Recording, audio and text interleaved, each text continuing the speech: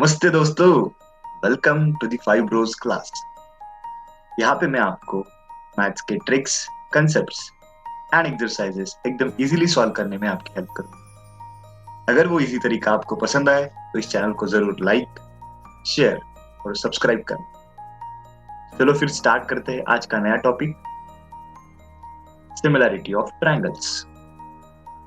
This is the topic from 6th chapter triangle of the 10th standard NCERT text book. तो चलो शुरू करते हैं। सिमिलैरिटी ऑफ ट्रायंगल्स यानी क्या होता है सर जी? तो देखो, सपोज मेरे पास ये एक ट्रायंगल है और ये एक दूसरा ट्रायंगल। मैं कब बोलूंगा कि ये दो ट्रायंगल्स सिमिलर है करके? उसका तो कुछ फंडा होगा ना कि कब बोलेंगे कि ये दो ट्रायंगल्स सिमिलर है करके। तो देखो, इसकी दो कंडीशंस होती है। ट्रायंगल के दो चीजों के ऊपर डिपेंड करता है कि वो ट्रायंगल सिमिलर है या नहीं। वो दो चीजें कौन सी है? अरे, आपको ही पता है ट्रायंगल को दो क्या चीजें रहती है। एक रहता है एंगल और दूसरा रहता है साइड। तो दो ट्रायंगल्स को सिमिलर होने के लिए ना, उन दोनों भी ट्रायंगल्स के एंगल्स इक्वल होने चाहिए। सर, एंगल्स इक्वल होने चाहिए का मीनिंग क्या? एंगल इक्वल का मीनिंग कि सपोज ये मेरा ट्रायंगल है, इसका नाम ले देता हूं मैं ए, बी और सी। और ये ट्रायंगल है एल, एम एंड एन। तो अगर ये ए एंगल होगा 61 डिग्रीज का, ये होगा 59 डिग्रीज का और ये होगा 60 डिग्रीज का, राइट? तुम बोलोगे कि सर ये तीनों एंगल तो इक्वल नहीं लग रहे। अरे, तो ये एक ही ट्रायंगल के तीनों एंगल्स इक्वल नहीं होने चाहिए। ये एक ट्रायंगल के यानी ट्रायंगल एबीसी के तीनों एंगल ट्रायंगल एलएमएन के एंगल्स के साथ इक्वल होने चाहिए। फिर ट्रायंगल एलएमएन के एंगल्स कौन कैसे होने चाहिए? तो ये भी 61 डिग्रीज होना चाहिए, ये भी 59 डिग्रीज होना चाहिए, ये भी 60 डिग्रीज होना चाहिए। तो अब हो गया क्या सेम? देखो, angle A is equals to angle L हो गया, इसका मेजर है 61 डिग्रीज। फिर angle B is equals to angle M हो गया, इसका मेजर है 59 डिग्रीज। और angle C is equals to angle N हो गया, इसका मेजर है 60 डिग्रीज। तो हो गया ना, इसके और इसके एंगल, ट्रायंगल एबीसी और ट्रायंगल एलएमएन के एंगल तो अब इक्वल हो। तो एंगल्स इक्वल का बात समझ गए। और एक दूसरी बात होती है साइड्स प्रोपोर्शनल। वो आगे चला जाता है साइड्स प्रोपोर्शनल।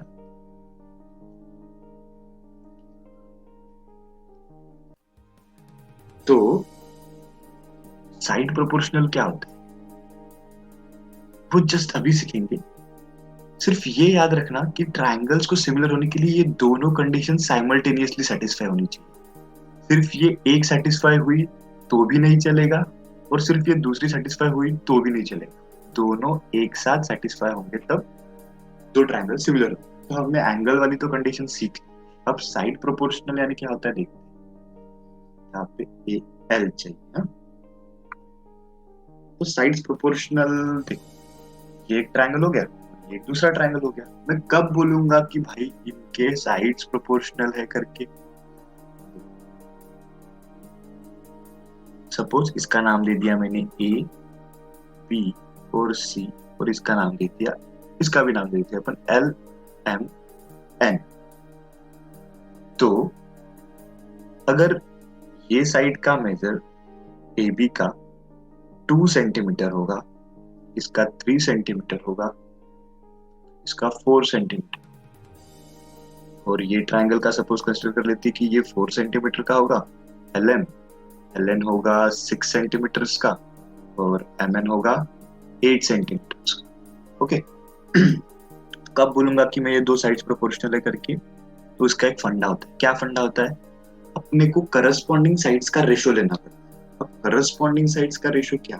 देखो, जब मैं बोलता हूं ना triangle A B C, triangle L M N, तो देखो करस्पॉन्डिंग साइड्स कौन सी होगी, क्या करना है अपने को, उनके इक्वल एंगल्स को पहले मैच करना। अपन ने लास्ट वाले इसमें देखा था कि एंगल ए के साथ एंगल एल मैच हुआ था, एंगल बी के साथ एंगल एम मैच हुआ था और एंगल एन के साथ एंगल सी मैच हुआ था। तो उस तरीके से उनको लिख लिया। फिर करस्पॉन्डिंग साइड्स कौन सी हो जाएगी, देखो इधर का मैंने ए बी लिया तो इधर का भी एल एम ही होगा। तो पहले अपन लेंगे A B by L M. Okay, फिर दूसरा लूंगा मैं बी सी और इधर का एम एन, तो B C by M N. ठीक है, और थर्ड लूंगा बचा हुआ कौन सा, A C by L M. तो थर्ड लूंगा मैं A C by L M. तो इनको मैं इक्वल्स टू लिख लेता हूं ऐसे। हाँ। तो साइड प्रोपोर्शन में मुझे करस्पॉन्डिंग साइड्स का रेशियो लेना पड़ता है। करस्पॉन्डिंग साइड्स का रेशियो मुझे बताता है कि भाई वो साइड्स प्रोपोर्शनल है कि नहीं है। ये कैसे होता है सर, देखो आगे करस्पॉन्डिंग साइड्स का रेशियो क्या होगा। देखो फिगर में ए बी क्या दिया है, अरे सर ए बी तो 2 सेंटीमीटर दिया है, यहाँ पे लिख लेते हैं अपन 2। एल एम 4 दिया है, यहाँ पे लिख लेता हूँ मैं 4। ये रेशियो कितना हो गया, 1/2। यस सर 1/2 हो गया। फिर BC अपॉन MN का रेशियो लेते हैं अपन, BC का 4 है और MN का 8 है, यहाँ पे लिख लेता हूँ मैं 4/8। तो ये क्या हो जाएगा, 4 1 जा 4, 4 2 जा 8, ये भी 1/2 हो गया। फिर बची हुई साइड कौन सी है, AC और LN। AC का 3 है और LN का 6 है, तो ये हो जाएगा 3/6। तो ये भी 1/2 हो गया। अब मुझे फाइनली पता चला कि मुझे क्या चेक करना है, अगर मेरे ये तीनों भी करस्पॉन्डिंग साइड्स का रेशियो अगर इक्वल आता है, देखो इक्वल आया क्या, यहाँ पे भी 1/2 है, यहाँ पे भी 1/2 है और यहाँ पे भी 1/2, then only I will say कि भाई ये साइड्स प्रोपोर्शनल है। ठीक है, अगर एक का भी रेशियो अलग आता तो भी अपन बोलते कि ये साइड्स प्रोपोर्शनल नहीं। सपोज फॉर एग्जांपल इसकी जगह 5 4 की जगह ये होता कि 6 होता, तो ये क्या आया होता 1/3। अब तीनों का रेशियो सेम लग रहा है क्या, नहीं, इसका अलग और ये दोनों का सेम लग रहा है। तो प्रोपोर्शनैलिटी के लिए ऐसे नहीं चलेगा, प्रोपोर्शनैलिटी के लिए तीनों का भी रेशियो सेम होना चाहिए। दैट मींस दूसरे लैंग्वेज में अपन ऐसे बोल सकते हैं A B by L M is equals to B C by M N is equals to A C by N, तीनों का भी रेशियो इक्वल। तो अभी तो मुझे लग रहा है कि भाई हमें साइड्स प्रोपोर्शनल और एंगल इक्वल चीजें समझ गई। तो फिर मैंने बोला क्या था, मैंने यही देखा था कि अगर एक ट्रायंगल के all the angles and all the sides का रेशियो अगर इक्वल आता होगा तो वो ट्रायंगल्स हो गए सिमिलर। नया वाला एक एग्जांपल देखते कि उसमें साइड प्रोपोर्शनल है कि नहीं। ओके, ये हो गया मेरा एक ट्रायंगल और ये हो गया दूसरा ट्रायंगल। सपोज इसका नाम दे दिया मैंने वही ABC, इसका नाम दे दिया LM। तो देखो अगर ये हो गया 1.5 सेंटीमीटर का, ये हो गया 2 सेंटीमीटर का और ये हो गया 4 सेंटीमीटर का। अगर ये 3 सेंटीमीटर का हो गया LN, ये LN हो गया 5 सेंटीमीटर का और ये हो गया 8 सेंटीमीटर का। ओके, अब देखो अपन चेक करते कि ये साइड्स प्रोपोर्शनल है कि नहीं है। अपना फंडा भाई, मैं बोल रहा हूँ कि ट्रायंगल ABC है और ट्रायंगल LM है, तो क्या आएगा corresponding sides, AB by LM, BC by MN आएगा और AC बाय LN आएगा। AC बाय LN लिख लिया मैंने यहाँ पे। अब इन तीनों का रेशियो चेक करता हूँ क्या आता है। देखो देखो देखो, ये आ गया AB 1.5 और ये आ गया LM 3 यहाँ पे। फिर BC आ गया 4 और MN आ गया 8, तो ये 4/8 और ये आ गया 2 और ये आ गया 5, AC बाय LM। अब रेशियो चेक करते हैं, इसका क्या आएगा 1.53, हो जाएगा 1 और 2 होता है ना, 1.5 इंटू 2 1/3, इसका आ गया 1/2। 4 1 4 4, इसका भी आ गया सर 1/2। तीसरे का चेक करते हैं, 2 नो, इसका तो 1/2.5 आ रहा है। ओके, तो क्या हो गया इस टाइम पे, ये तीनों का रेशियो इक्वल आया क्या? नहीं, ये 1/2 है, ये 1/2 है, लेकिन ये 1/2 नहीं है। दैट्स व्हाई साइड प्रोपोर्शनल हो गई क्या? Okay, now let's move to the questions. क्या लिखा है यहाँ पे? Check whether the following triangles are similar और नॉट। मैंने फंडा क्या बताया था अपने को? दो चीजें चेक करनी, एंगल्स और साइड्स। ठीक है, पहले अपन चेक करते कि यार दो ट्रायंगल्स के एंगल वाली टेस्ट पास करती है या नहीं। क्या ये दोनों ट्रायंगल्स के करस्पॉन्डिंग एंगल इक्वल लग रहे हैं क्या? देखते हैं। सर, एंगल ए के साथ एंगल पी मैच कर रहा है, एंगल बी के साथ एंगल क्यू मैच कर रहा है, एंगल सी के साथ एंगल आर मैच कर रहा है। हाँ, इसके तो सभी एंगल मैच कर रहे हैं, यानी क्या हो गया यहाँ पे? Angle A is equals to angle P हो गया, angle B is equals to angle C हो गया, और sorry angle B is equals to angle Q हो गया, और angle C is equals to angle R हो गया। तो इसने तो एंगल्स वाला टेस्ट पास कर दिया। अपने को क्या चाहिए? दोनों भी टेस्ट पास होनी चाहिए साइमल्टेनियसली, तभी दो ट्राइंगल सिमिलर रहेंगे। तो अपन साइड वाली टेस्ट करते हैं। सर, साइड्स तो दिया नहीं इन्होंने, देखो साइड्स दिया नहीं है, लेकिन अपन एक फंडा कर सकते हैं कि यू नो दैट ये 60 डिग्री एंगल दिए, यानी ये कौन से ट्राइंगल्स हो जाएंगे? Equilateral triangle, right? Equilateral triangle. Equilateral triangle क्या होता है? इक्विलैटरल ट्राइंगल में तीनों साइड्स इक्वल होती है। तो सपोज ये 3 रहेगा, ये 3 रहेगा, तो ये भी 3 रहेगा, और यहाँ पे अगर ये 2 रहेगा, ये 2 रहेगा, तो ये भी 2 रहेगा, राइट? तो मैंने इक्विलैटरल ट्राइंगल लिया है, तो वहां पे कौन सा भी नंबर लिख लो, अगर मैं अब उनका साइड्स प्रोपोर्शनल के लिए एक रेशो चेक करूंगा, तो क्या होगा? A B by P Q. कितना आएगा रे? 3/2। फिर चेक करता हूँ मैं B C by Q R. Sir ji, ये भी आ रहा है 3/2, आ रहा है ना, 3 और 2। और आ गया फिर ए सी बाय पी आर, तो ये भी हो गया 3/2। ओहो, मिल गया तीनों इक्वल रेशो। हाँ सर, तो मैं बोल सकता हूँ क्या? साइड्स भी प्रोपोर्शनल हो गई, प्रोपोर्शनल। तो भाई ये भी टेस्ट पास, भी test pass. therefore what can I write? Therefore triangle ABC is similar to triangle PQR, right? हो गया क्या? और दूसरा क्वेश्चन देखते हैं। अब यहाँ पे अपन सिस्टमैटिकली सॉल्व करेंगे। चल, क्या पूछा है उन्होंने? Check whether the following triangles are similar और नॉट। क्या चेक करना है सर जी? एंगल्स का टेस्ट और साइड्स का test.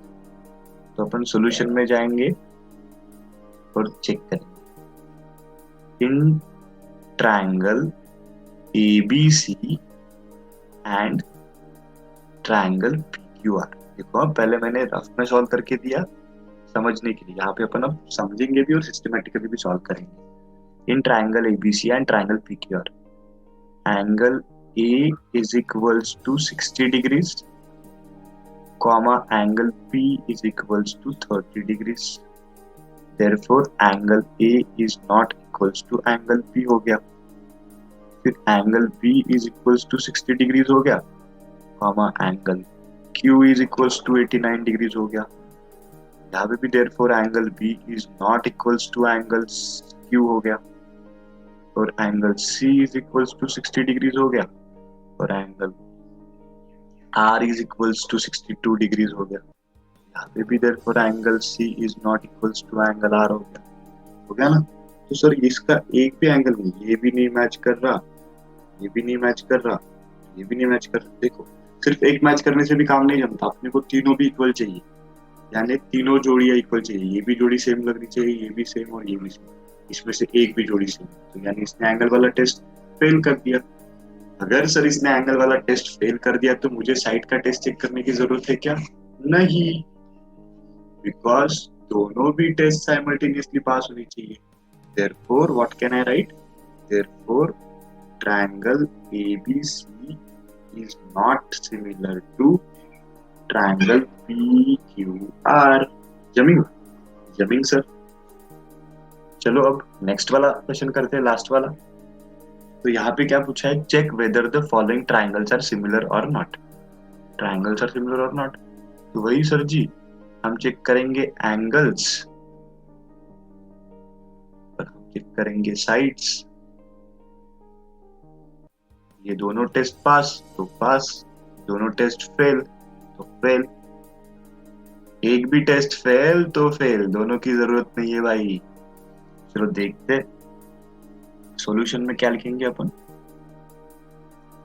In triangle P Q R and triangle A B C, क्या हो रहा है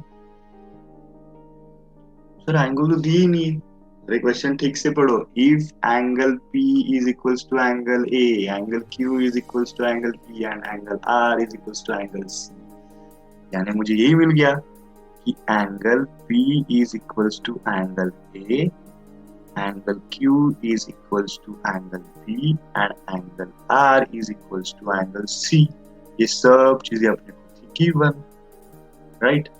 तो ये हो गया, फिर पूरा एंगल वाला टेस्ट तो इसने पास कर दिया। And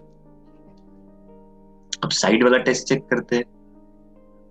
and P Q by A B is equals to कितना होगा, पी क्यू है 2.5 और ए बी है 5, फिर जो हो जाएगा 2.5 अपॉन 5, कितना होता है रे, 2.5 वन जा 2.5 और 2.5 टू जा 5, हो गया 1/2। फिर दूसरी साइड चेक करते क्यू आर और B C, Q R upon B C, sir ji कितना हुआ, ये हो गया 3.2 अपॉन 6.4, तो सर जी ये हो गया 1/2। ये वाला चेक करते पी आर बाय ए सी, ये हो गया पी आर बाय ए सी, ये हो गया 3/6, सर जी ये भी 1/2 हो गया। अरे वाह सर, लग रहा है क्या मुझे इसने साइड का भी टेस्ट पास कर दिया। 1/2 1/2 और 1/2, तीनों साइड्स का रेशियो आ गया इक्वल। अब तो लिख सकते हैं therefore P Q by A B is equals to QR by BC is equals to PR by AC। ठीक है, therefore लिखेंगे, यहाँ पे जगह नहीं इसलिए यहाँ पे लिखता हूँ therefore triangle PQR is similar to triangle ABC। Done हो गया। चलो यहाँ पे रुक जाते हैं। Thank you my dear students. अगर आपको सच में ये चीजें इजी लगी होगी, पसंद आया होगा, टॉपिक समझ गया होगा, तो इस चैनल को पक्का लाइक शेयर और सब्सक्राइब करें। Bye bye.